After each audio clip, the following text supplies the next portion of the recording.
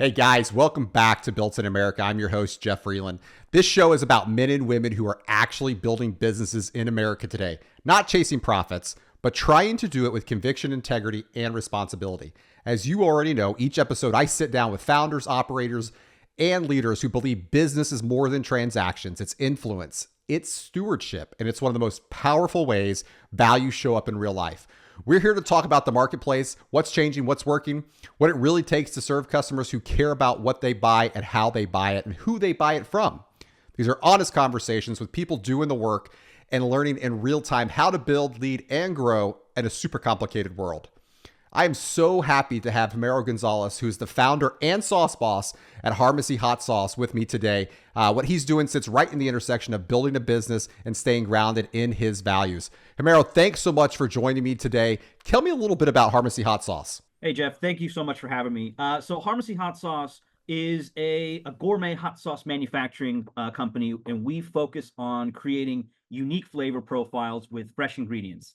And I'm very proud to say that earlier this year, we were voted the best hot sauce in America for our efforts. So it's been a real blast to develop this idea into what it is today.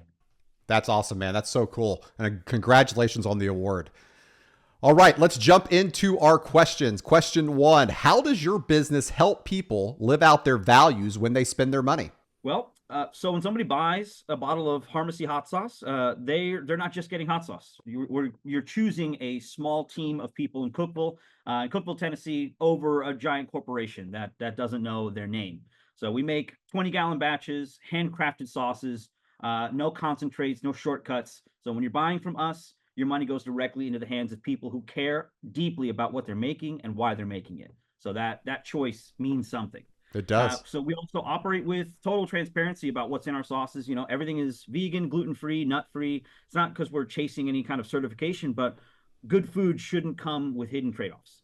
So people who care about what goes into their bodies, who want to support independent makers over faceless brands, we believe that craftsmanship is worth paying for. And so they can find a home with us. Every order goes out with a handwritten thank you note. And while that's not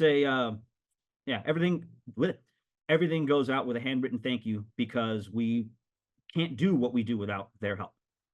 Yeah, that's absolutely true. Absolutely true. Okay, question two. What does building and growing your business in America mean to you personally? It means everything. We started as just a one-person operation, me and a recipe in my kitchen, and we now have grown into a team of 5 total in a mid-sized city in Tennessee, winning national competitions, shipping across the country. None of that was a guarantee. It happened because Americans still respond to authenticity. They want to know who made their food and why. So there's something deeply American about what we do. We're not backed by venture capital or private equity. We are just people doing something we are genuinely proud of. So we compete on quality in a crowded market, and we win. And that's pretty awesome. So small team outworking big guys is truly special. So, and it feels about as American as it gets. Agree. So, it's every time we make a sale, it's just proof that system still works. Absolutely does. Absolutely does. All right. Question 3. How have you seen your customers change in the last few years or maybe in the last few months, especially those that are conservative or faith-minded customers? So the biggest thing that I've seen across the board is that just purchases are more intentional than they've ever been. People ask more questions about who they're buying from, where it's made, how it's made, what's in it. And that's been a great shift for us. Those questions are questions we have good answers to. So we've seen an uptick in customers who are specifically seeking out American-made, small batch products, and they want their purchasing to reflect the things that they believe. So for those that are faith-minded and conservative in nature, they're going to value the relationship aspect of what we do, like the handwritten notes and the personal thank yous and stuff like that. And then we're a real family-rooted business, and that's something that should matter to everyone. You're not just buying hot sauce; you're voting for that style of business. Yeah, absolutely. All right. Question 4. I think I know the answer to this, but I can't wait to hear what you say. What values guide the way you lead your team and serve your customers? I mean, honesty and craftsmanship. That's the first and foremost. I'm not going to sell anyone something that I'm not personally proud of. Yeah. So if a batch isn't right, we don't ship it. It's got to pass muster or else it gets dumped. We use, like I said, we use real ingredients, even when it costs more, when it takes longer. We use labor intensive processes to develop uncommon flavor out of simple ingredients. And I'd rather have a smaller, loyal customer base than just chase volume. Yep. Makes With our sense. team, yeah, the treat people the way you want to be treated. Take work seriously, even when no one's watching. You know, we're a small crew. There's not a corporate structure that you can really hide behind. Everybody has to care. Every link in the chain is incredibly important. And so excuse me, everybody has to care. And fortunately, the people that we've built this with genuinely care. I also strongly believe in gratitude, which is why we write those thank you notes. And because I got to acknowledge that when somebody chose us out of all the options out there, they deserve more than a generic email receipt. Yeah. Gratitude was my guess. So you hit it right at the end. I thought, oh, I'm going to be off, but nope. Gratitude was right there on the end. So that's what I was hoping for.